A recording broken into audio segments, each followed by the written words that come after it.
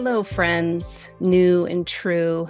Thank you for joining me as we continue Feeding Your Soul series, as we shift from feeding your soul of nutrients as your body absorbs in a cellular level to how it resonates with the vibration of sound. And before we begin, I want to pause here for a few seconds and reflect on when you're experiencing nature. What sounds do you hear? Is it birds singing, the wind flowing through the branches and rustling the leaves on the trees, the sound of your own footsteps on the path? Or maybe it's the water sounds that tend to relax you, hearing the soft ripples flowing over the stones and the gentle babbling of the brook, or roaring waves of the ocean upon the beach.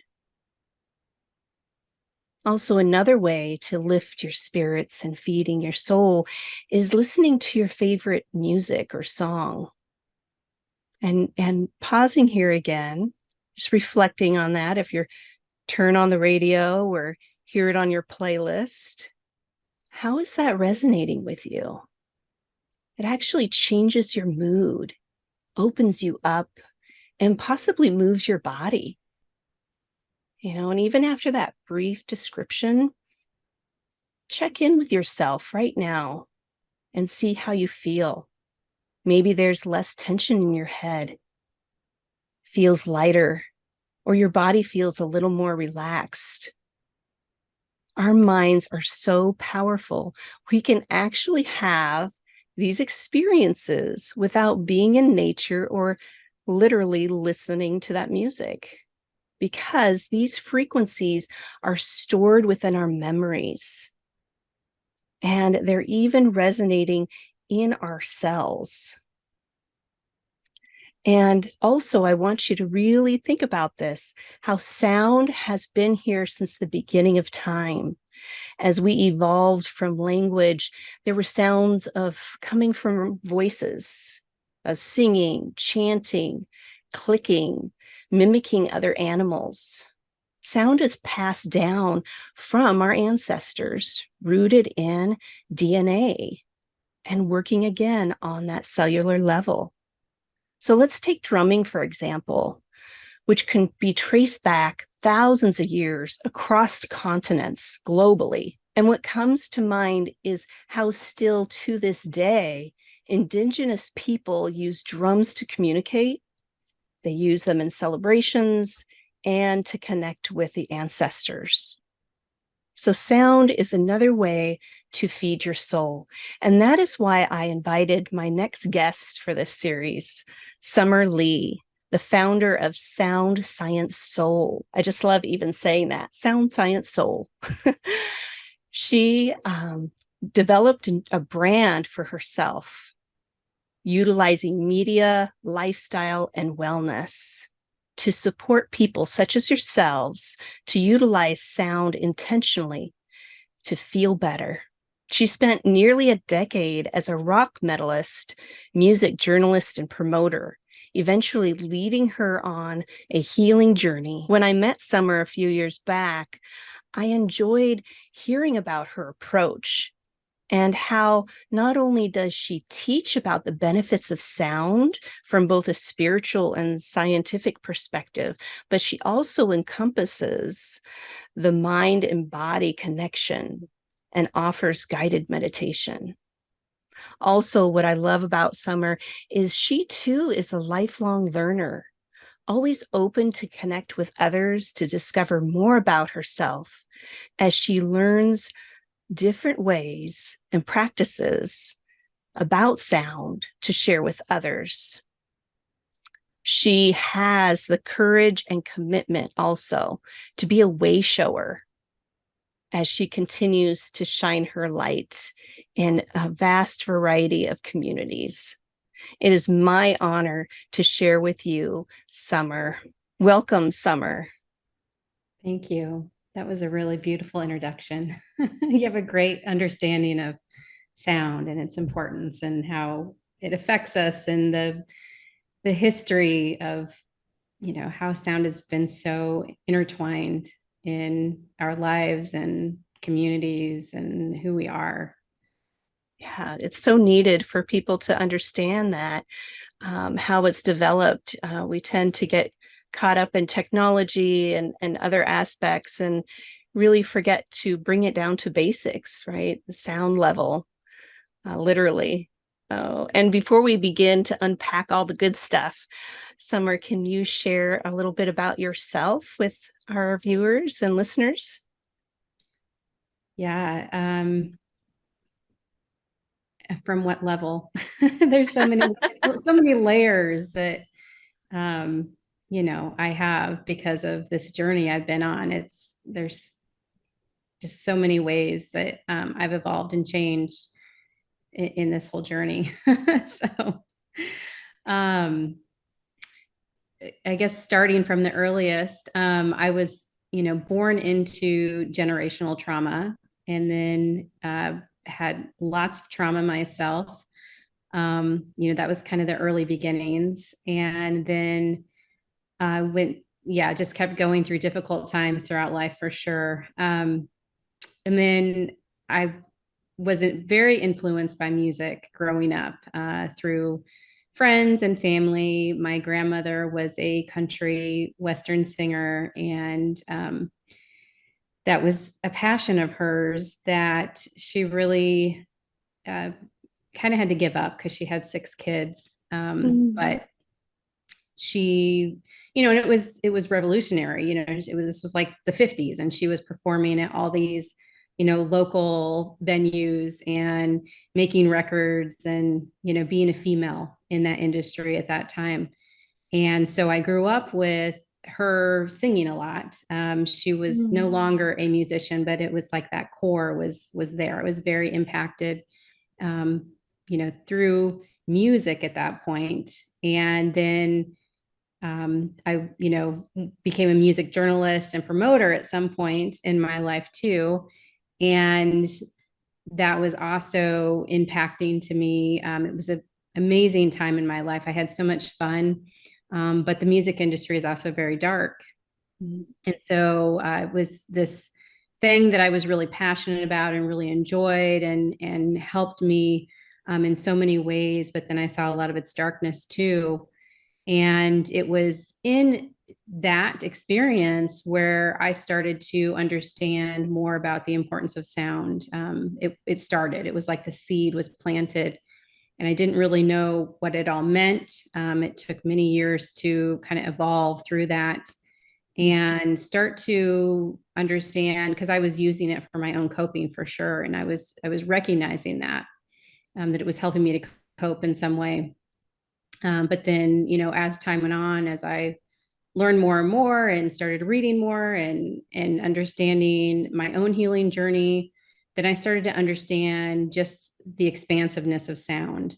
Hazrat Inayat Khan, he that was my light bulb moment when I found him. And there's several books that were published, not by him because he passed so long ago, I think. So it's like organizations that have republished his work. But he was the one person I found that made the connection to the idea of what sound and music both really mean to us on this very, very deep level. Kind of gets into the whole idea that we were created through sound, but Mm. also sound that is healthy for us, that is good, whether that be music or conversations, whatever it is harmonic, right? And our true best state is harmony, inner harmony, the harmony in our relationships. I mean, if you just apply that term to everything, it's all encompassing. And that was the connection he made. And so if you read his writings, it's just about that theme. And so when I read it, it was like, that's why sound is so important to me and the message that I'm trying to send. And sometimes fumbling through, he did a really good well of simplifying it, because sometimes fumbling through explaining that Mm. in a great understandable way is complex, because there's a lot that goes into it. But he impacted me so much because I couldn't understand for the longest time, why is this thing so important to me and what does it mean? And it was when I Mm. read his book that I was like, this is it. This is what this means and why sound is so important to us. And it's that whole harmony piece, that it's not Mm. about any sound or any music. It's about it being harmonious, because that is our true inner nature, is harmony. Yes, well said. And the starting with us, when we recognize an imbalance or, you know, disharmonization within our, we can feel it. You can feel it in your body. And so finding ways to just gently bring ourselves back, to find that balance, because you can witness it as you are interacting with other people. You know, we are frequency, we are connecting. It's like the two tuning forks. You strike a tuning fork and the other one starts to vibrate to the Yes. same tune. So Because that's what it all disease is disharmony. is. Mm-hmm. It's the organism not functioning in a harmonious way. Yes. It connects into everything. I mean, when you really look at it, it's all connected in this intricate, crazy way that, yeah, sometimes I just don't know how to put it all into words to explain that. But, we think of sound a lot when we think of music. Everyone's like, I love music. I couldn't go a day without music. And then now we've got the sound healing modalities that everyone is starting to recognize. But what I was discovering was that we were really overlooking how powerful sound is in ways that we're just not recognizing. From the music that's playing in a store when we go shopping, to the conversations we have, the messages that we give to ourselves, storytelling. I mean, there's all these ways that we're affected by sound that we don't really recognize as creating who we are and creating our health. Our mental health is very much impacted. There's, when you walk into a store, a lot of times they're playing specific music to impact your behavior. I mean, and that was part of the intentionality that came out of that journey too, was understanding how impacted we are by sound in ways that we aren't recognizing, and that if we start to have more awareness around it, we could actually take some control of that, so we could understand that our moods are affected by things we're not even aware of. But now we can become more aware, and we can start having intentionality about it, where I feel good, where I don't feel good, how I can use sound, to feel better, or even for, physical health or whatever it is. So, I don't think we've really captured the expansiveness of sound, and that's what I'm trying to do. And that's just been through my own evolution. In fact, I have a vision board that I created, I don't know how many years ago, probably in the last 5 years. And on it, I have something I cut out that says something about finding her voice and giving back. And at the Mm. time, I was taking voice lessons. And I thought that's what that meant, was that I was going to become a singer or something, and like be singing places, and it was going to impact somebody. They were going to, be influenced by music through me or something. Mm. Well, that evolved on its own to something completely different that I wasn't expecting. And that's what I'm doing now. And even the meditations, that I do, that's a big part of that journey, because I kind of by accident started teaching meditations. I was meditating on my own for several years. And that, meditation practice has evolved, and I've done a lot of trainings and different things. But it was really just for myself. And then I don't even know why I started creating meditations. And now I have people from all over the world contacting me saying that I've impacted them with my meditation. So Mm. that's what that evolved into, I think, at this point. I mean, that's where it is right Yes. now. Yeah. Yeah. And I love that, you're recognizing like you're the ripple effect, even sound, right? How it just ripples out. And through your podcasts and your YouTube videos, things of that nature, that it starts with you and then it's rippling out globally. And that's a beautiful, Mm. beautiful thing. Yeah, to experience and just to witness your own expansion as you described, seeing the darkness and knowing that's what you didn't want and moving towards something that you knew was healing. And so when you were on that journey, um, was it very clear to you? Was it cut and dry? Did you experience any uncertainty shifting from the music industry and journalism into what you're doing now? It was not clear, and it still isn't clear. I still am on the journey. The evolution, I guess, from being a journalist, and uh, had a promotion company. The journey from that to where I'm at now, there was kind of this middle point. So I had been in, the rock and metal world, for several years, and which I love that music, but there's a lot of it that's harmful. There's a lot of it that's not healthy. um, and also the dynamics of how difficult it is to be a female in that industry too. I experienced that. And so there was a point where I was pretty burned out on that industry and I had to take a step back. And it became a huge part of my identity. So that was really difficult, to step back, because I did feel like I just was losing a piece of myself. So it was a hard time. But what I became most passionate about at that time was that I wanted to bring more focus and light to females in the industry. And so then I transitioned into having a podcast where I was featuring only females in the music industry and interviewing them. That felt like that was going to be my path next. And during all of that time, I was also delving into my spirituality deeper, meditation. So I think the two roads just kind of converged at some point, and I can't even tell you when or how or why. But it was just that natural progression that I just kept kind of following the paths as they appeared and what made the most sense and what felt right intuitively, where I was guided. Like I said, I don't think it was ever really clear and still isn't clear. I still don't really know exactly what I'm doing sometimes.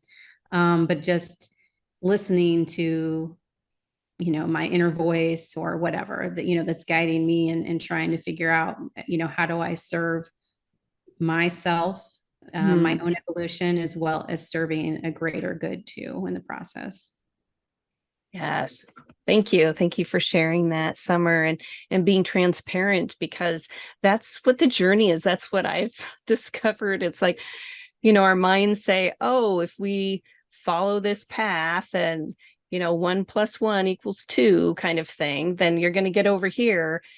And that's not the journey, that's more of the mind driven. So following your heart and what feels good, like you said, allows us to really um, witness those parts of us, as you so perfectly described, shifting away from the music industry and feeling like you're losing part of yourself, part of that identity. But, it just wasn't serving any longer, wasn't serving your needs.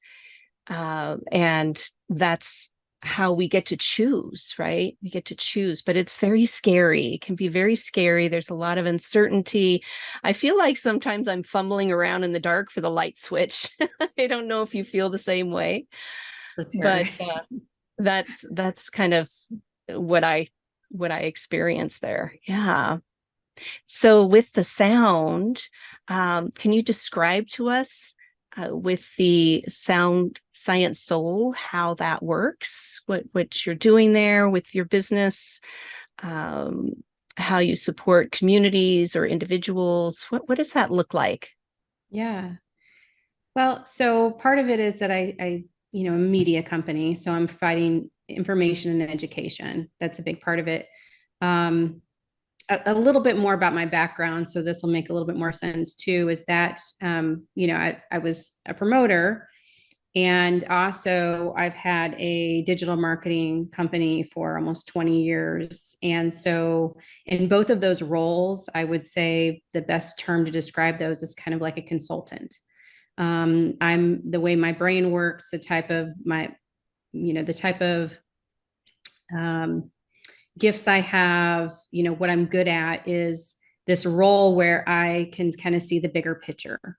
So I'm good at saying, okay, here's this band I'm working with, and let's pull in this publicity opportunity, and let's pull in this sponsorship, and connect them into this event or whatever. So I see these pieces, and with my digital marketing company, it's the same thing. I do more consulting with that company than anything, where I am like, let's pull in this person to do this, and whatever, because I can see where those holes need to be filled. So with Sound Science Soul, I'm trying to do something very similar, or I am doing something very similar. And so it's the education piece and being able to look at the individual struggles that somebody's having, and how we can, pull in pieces. And it may not be something that I teach as much as I can help them, find a solution, because there's a lot of modalities out there. And so a lot of what I do is talking about those things. I'm, a meditation teacher. So of course I consult and guide people with meditation. But then it may be pulling in, some other modality that they can use to help them. And one of the areas that I've worked the most with is actually entrepreneurs, business owners, startup founders, because of being an entrepreneur myself, I have this strong business background, and they are one of the most stressed out um, segments of our population. They have some of the highest suicide rates and mental health struggles. That they are incredibly stressed out in those roles. In addition to that, they need to be able to harness their creativity and focus. And so if you look throughout history and look at people who've been very successful, you'll see that a lot of inventors, people that had, founded companies, whatever, that they were using meditative type techniques, accessing alpha levels of mind or whatever it is. So that group can really be served well to manage their stress level, their focus and creativity through different practices. And with them, I'm usually looking at more science-based ideas. They're not looking for the mystical as much as they are wanting to, understand that there's this science-based idea that they can use. So kind of across the board, there's a variety of people that I work with or have worked with. And the approach I take is really modifying to that group, what they really need, what's going to benefit them with what they're trying to create, or what struggles they may be having in terms of health, mental health, whatever it is. Yes. And when you're working with these individuals, even if it's just one-on-one or, a business, Mm-hmm. what are you witnessing? What are you noticing when they apply these techniques? What happens for them? Yeah, so I mean, depending on what their goal is, of course, what we're working on, they may increase their relaxation level, how well they're sleeping at night, how well they're able to perform in a job, um, or their role, whatever. A lot of people are that I talk to are really wanting to access alpha levels of mind. That's something that I teach a lot and work with people a lot on. And so they're actually, getting that result of being able to, use like a meditation of mine, for example, or just going deeper into it. Because a lot of times people come to me and they've actually been meditating for a while and they're just wanting to kind of up their game, essentially do more visualization or whatever it is. So, I'm just like the lighthouse guiding them a little bit. It's within everyone. All of these things are already within everyone. um Yes. it's just that guidance piece. They're just needing to understand like a different perspective. And a lot of people aren't talking about these things, everywhere or openly. These are kind of fringe topics sometimes. So just having someone else to be able to say like, hey, this is what I'm struggling with in my practice, or this is, something I want to do, or whatever, what has been your experience? it's just nice for them to have sometimes somebody that they can bounce ideas off of, because they're not able to go to work and talk about some of these things, when it Oh, comes to yes. these practices. Uh-huh. And what I really enjoy hearing you share this is because, it all starts with each individual person, and wanting more, seeking something that will not necessarily take them to the next level, but bring them deeper into themselves so that way they can witness and let go of behaviors that just aren't serving them any longer. They uh, we learn something, for example, like riding a bike, right? You got the training wheels on, you got your balance. We're pedaling along, and then somebody says, "Oh, hey, that's great. Let's take those training wheels off now that you're comfortable." And even though we're still on that bike, there's a little wonkiness there. So with your guidance, they had meditation or some practice, and they're like, "Okay, I'm comfortable here, but I know that I can, get grow more, expand more uh, through other practices." So you're the person to help them take off the training wheels and feel comfortable in that Yeah. growth period, right? Yeah, for sure.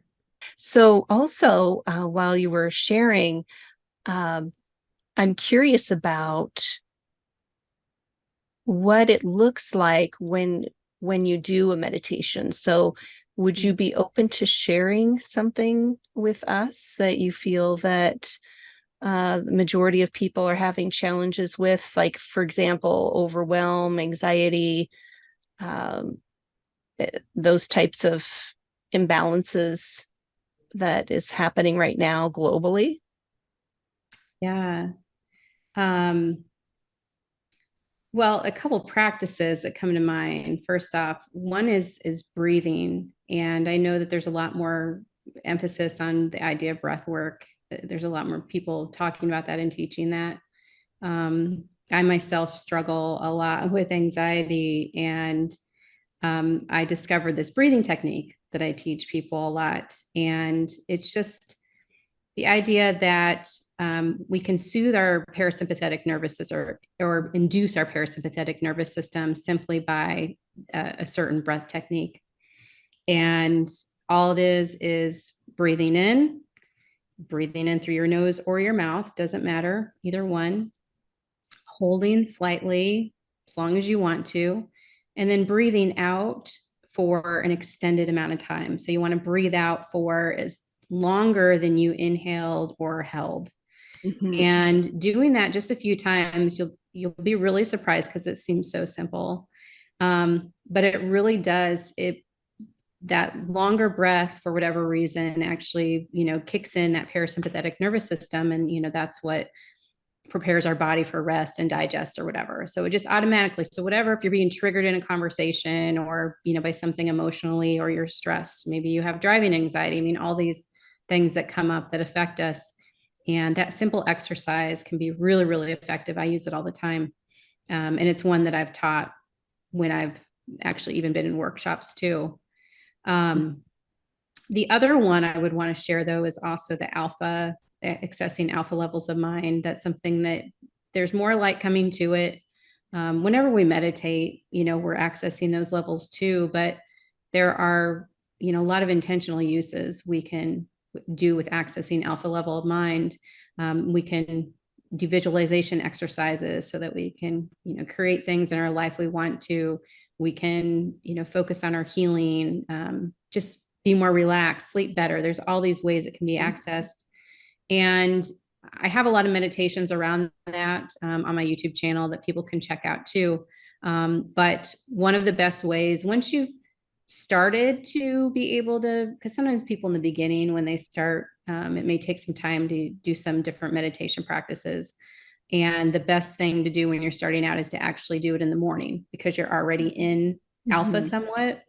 Or you might already be in alpha when you wake up, and you stay in that state for a little bit when you're in that sleepy state. So it's best to access that level of mind in the morning.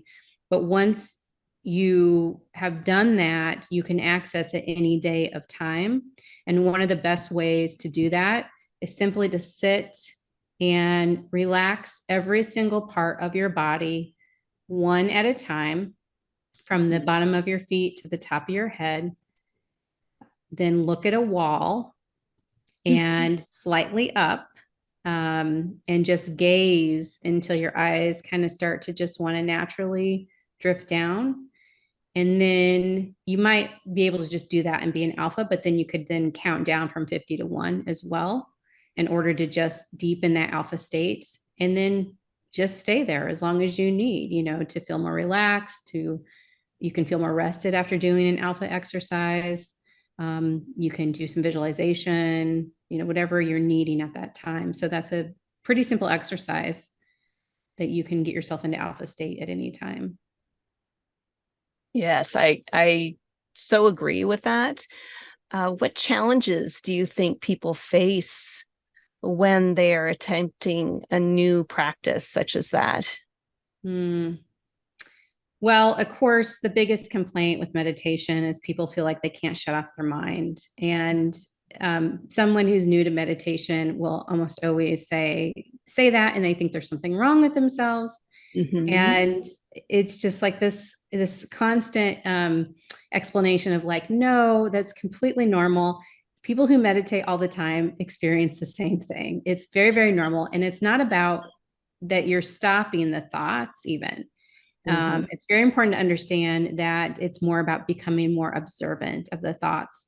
And that if you show up to a practice regularly, it's just like lifting weights. If you go and lift weights one day, you don't come home and expect that you're going to like look like somebody who, is like a bodybuilder. That's not how it works. They show up every day in order to look like that. It's the same thing with a meditation practice. I mean, my meditation practice has evolved over many, many years now. And I'm still, I'm not nowhere near, what someone would call enlightened or anything, I mean, I've just came a long way in my practice. And we're always going to always be on that journey.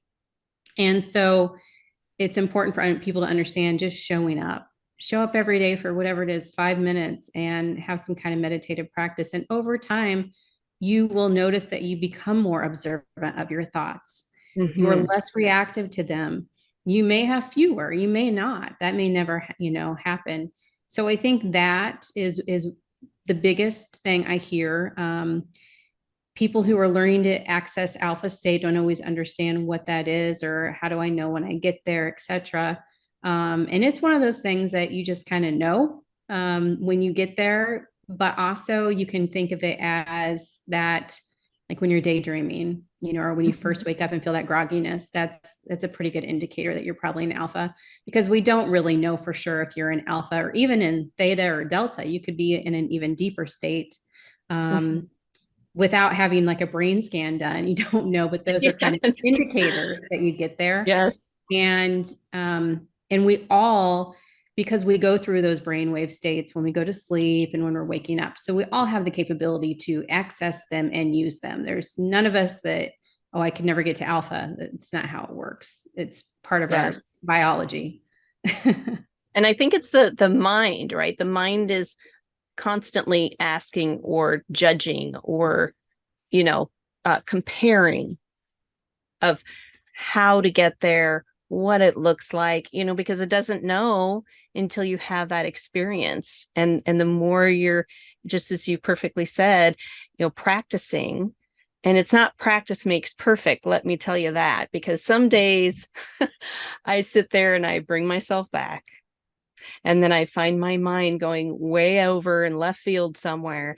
And then I take a breath, I focus on my hands, or just how my body's positioned, and just pausing and just witnessing the thoughts. It's like the weather channel or something. You're watching it, that's the main screen, your mind. And then these thoughts come in at the bottom, the little ticker on the bottom talking about, winter weather advisory or something like that. Those thoughts are going to keep coming in. But when you don't get hooked in them, when you just observe them as a thought or as a reminder of something, I like to say, oh, thank you, thought. And then I bring myself back, so it's just having ease and grace and exploring something new. Yeah.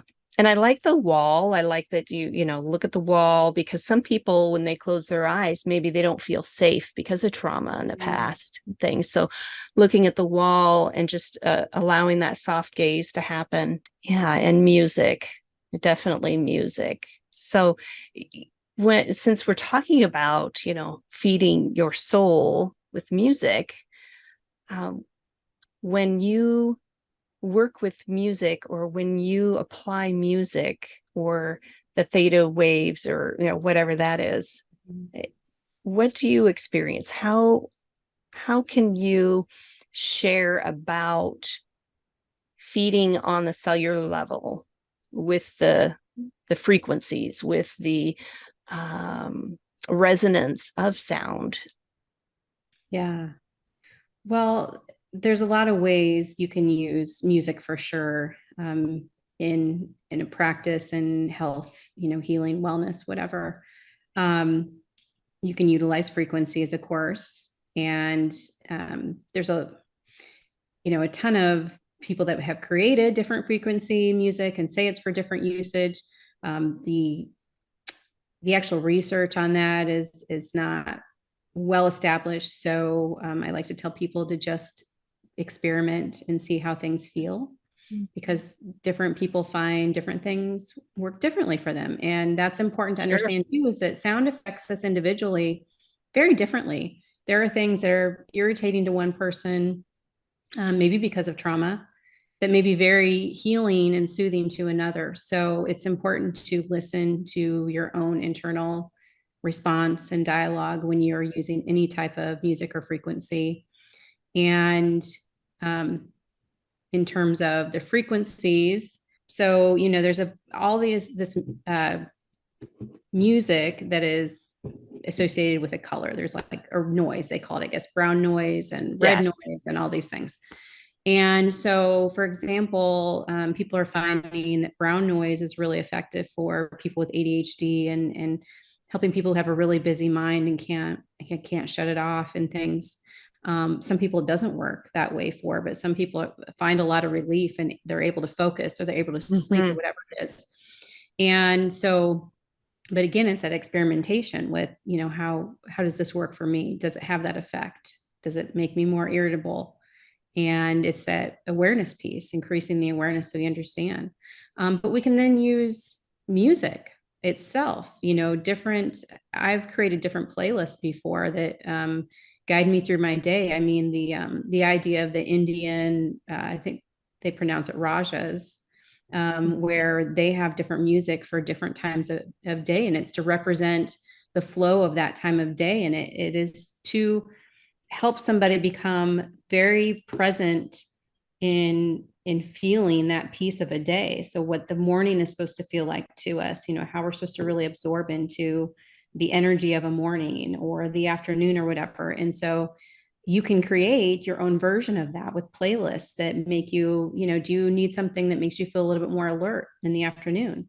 Do you need something that makes you feel more meditative and relaxed at night or in the morning, or and you can use these to transition throughout your day, and they can affect your mental health state as well. And so I've done a lot of that in the past, but that is really, again, individual. So how you respond to a song is going to be different than I do. And so, understanding, how to create your own playlist. And that's something that I have guided people with before.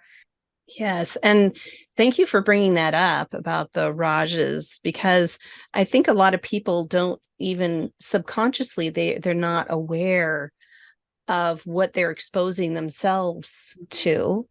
And for example, just I can only speak from my experience. If my husband and I watch an action-packed movie before we go to bed,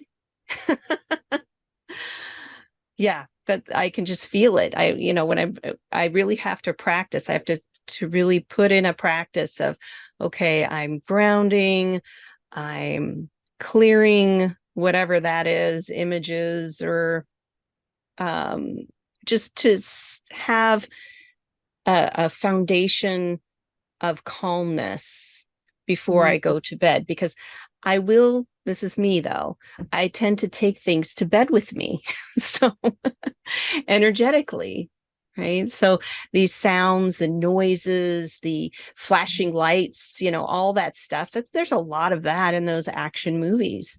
um any suspense movies or horror movies, I used to love them. I used to really like them, and I think it was the stimulation, right? I think a lot of young people, they gravitate towards that because then that stimulates them, that gets they're not even aware of the sympathetic nervous system happening, and it activates them. And then when we get older, it's not supportive. We're more aware of that. Or you have kids and you're like, I can't watch Chucky anymore. You know, that kind of thing, because what are you exposing your kids to also? Because they absorb like sponges. Yeah, that's really important. And I don't think that most people are aware how heightened we're like our nervous system is so much more heightened than I think most of us realize.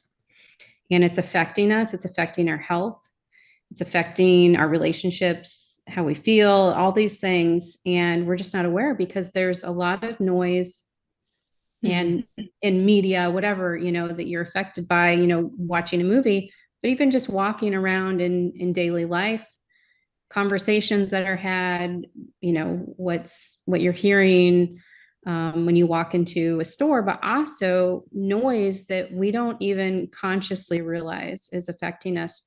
For example, the buzzing of electronics, could be causing some irritation to our nervous system. And so that's one of the things that is important to me to bring awareness to.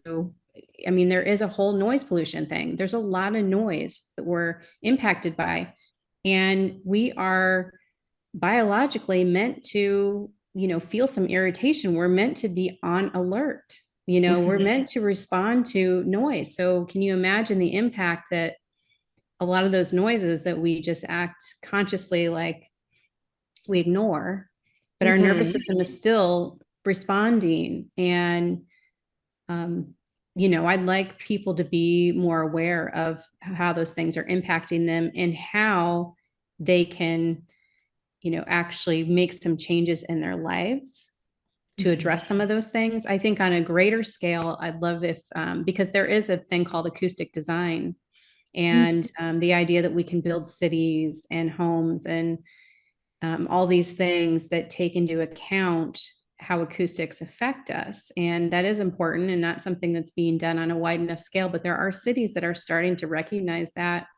If you look throughout history, it's something that used to be implemented. Things were built with acoustics in mind, one, to deepen meditative states, these kind of more spiritual areas, but also an understanding of how acoustics affect us was something that earlier cultures took into account more than we have started to do. We just ignore a lot of it. And lots of us are stressed and anxious and sick. And I tend to believe, and there's research that shows that there's a lot of things that are impacting us that we just are ignoring. So that's a whole nother level of the sound thing that, I'd like people to become more aware of what's Yeah. impacting you and what could you do to actually minimize. If you became more aware of it, you could actually minimize some of those things that are triggering you, that are Mm-hmm. deeply affecting you. Yes. And it's so important, just to invite that question. Really, really asking yourself, how do I feel after, I don't know, going into a major department store and all the lights and the music and the people, how are you going to bring yourself back to you, kind of thing, whether it's just a quick breathing exercise like you talked about, or turning on some soothing music, or just looking at nature and, being in the presence, because that's what really resets us, is being in nature. We're animals. We just forgot. We put on these clothes and drive cars and live in these dwellings that have all these smart houses, the smart cars, all the things that are smart. But that's also a lot of energy, a lot of currents happening there, that might not be healthy in the long run, as like we learned about microwaves in the beginning with the radiation, with those frequencies, and cell phones and batteries, brain tumors and things. So just pausing and asking, what feels better. Maybe less screen time on your phone, maybe just limiting a couple hours a day. um, Not towards you go to bed and you're laying in bed and scrolling. A lot of people, I've facilitated so many wellness classes that they all raise their hand that they're guilty of that. Well, again, what are you taking to bed with you, literally, energetically? How do you want to feel in the morning when you wake up? So just implementing some practices to help Yeah. to bring us back, because there's a lot of distraction. And we're too distracted to see or to even feel. Yeah. I feel that, and I think about that a lot, and feel like it's a pretty major issue, the level of distraction. I also think that most of us aren't prioritizing ourselves enough, that we've been so programmed to think like this is what life is. This is what I'm supposed to be doing. I'm supposed to be working this job, and I'm supposed to be watching these shows and, you know, using these electronics or whatever, instead of really being aware of how important you are, Mm. and what do you really need instead of what you've been told you need. Um, which the holiday season really like hits that home for me right now, that, because it just amplifies the Mm. commercialization of our world, and how miserable it really makes people, and that it causes more disconnect than it causes connection and love and peace and joy. Mm-hmm. Yes. And I think even if when we apply um, certain ways to feed our soul, to fill our cups, you know, and then that will help build resiliency to the quote unquote stress, because it shifts our perspective. When we feel better, when we feel grounded, when we feel we're in more control of our lives, then then that then we're driving the bus, not the emotions, not the other chaos that's happening around us. We don't absorb it as much. Yeah, I think that whole idea of the matrix is what is coming up for me as you're saying this, because the increasing the awareness, it allows us to see outside of that, instead of, you're right, being stuck in it and impacted by it. We can see, um, oh, that's what's going on. Oh, I don't want to be a part of that, Mm-hmm. but I think that it's so easy to get sucked into it if you don't have that level of greater awareness. So you can see, it's like you have a view that you're looking over it when you have a greater level of awareness. So then you can actually see those pitfalls, and it just, yeah, it changes the landscape. I mean, that is why meditation, for example, is such an important practice, because it allows you to build an awareness so that you can see some of these things, and protect yourself a little bit more. And give yourself permission, really, to find ways to fill your cup, Mm. and feed what's needed for you. Because yeah, our culture is like it's outside of ourselves. You got to do in order to be, and it's the opposite. But for those that have been locked outside themselves for so long, or weren't raised in an environment like that, it's really hard to kind of turn the boat around a little bit with that. So that's why I'm so grateful that you are here, Summer, to offer support and guidance for those, yeah, who are in need. And I do have one more question for you, and that is, what do you do for yourself, Summer, to feed your soul? Oh gosh. Now I have to think about it a little bit here. Um, well, I definitely am using the alpha practice that I mentioned. That has been huge for me personally lately. Even though it's something I'm teaching people, it's like that's something I'm relying on a lot. It pulls me into a different state so many times when I need it, when I need to look at something differently, something that's going on in my day, I need to look at from a different viewpoint. It really helps me with that. Helps me if I'm emotionally triggered. Um, because it's still a form of meditation too. I mean, it's all the same stuff.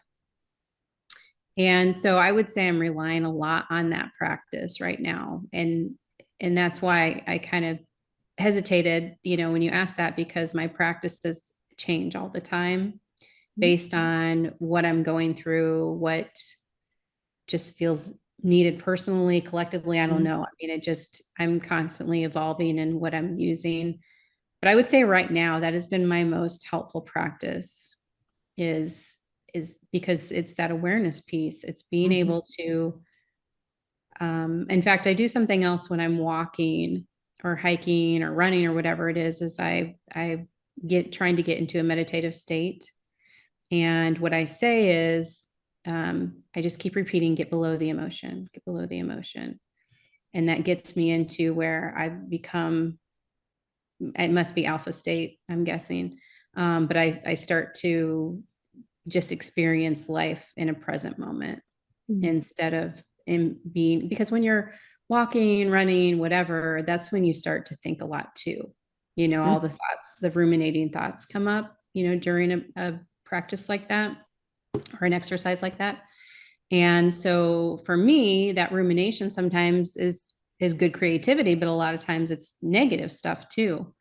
And I want to not, just be in a negative, uh, cycle.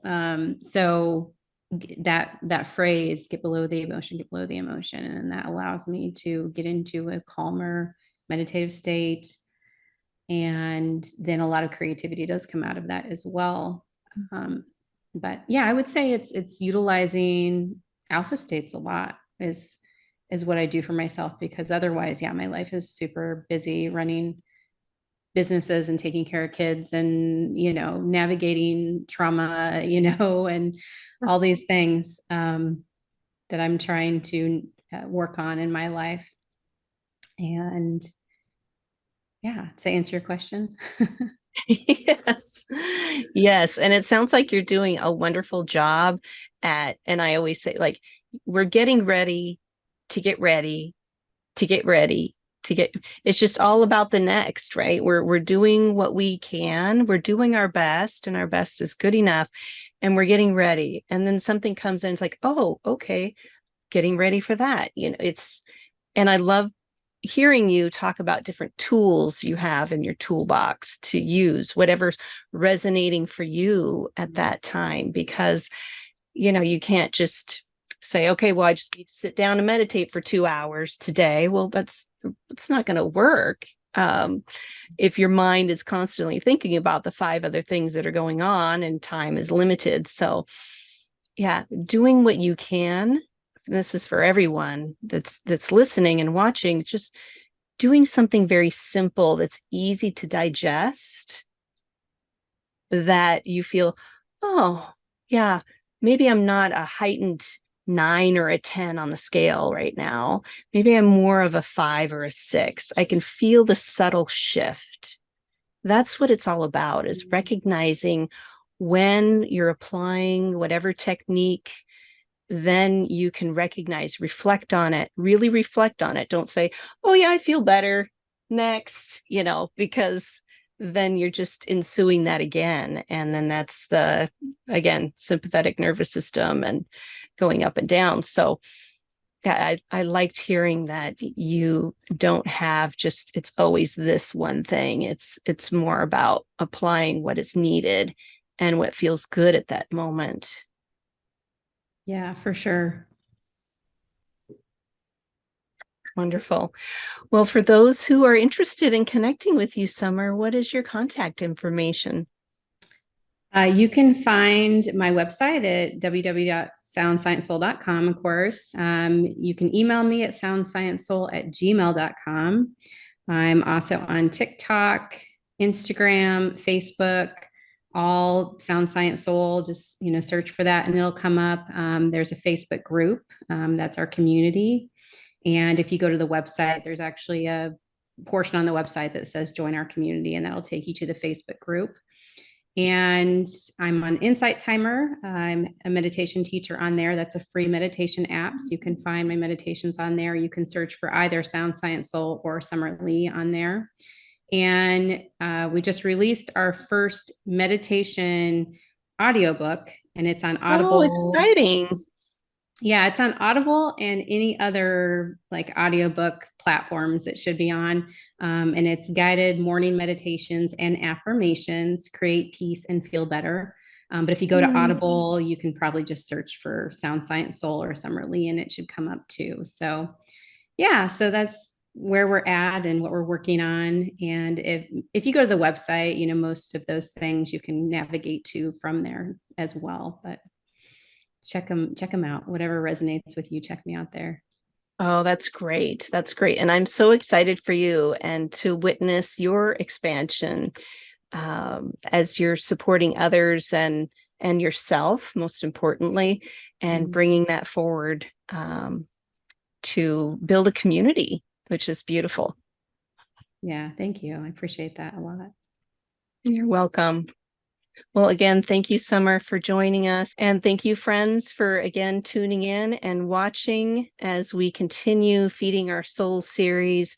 Well, we'll talk about your thoughts and energy and bringing in mindfulness and how to feed your soul. Until then, be well.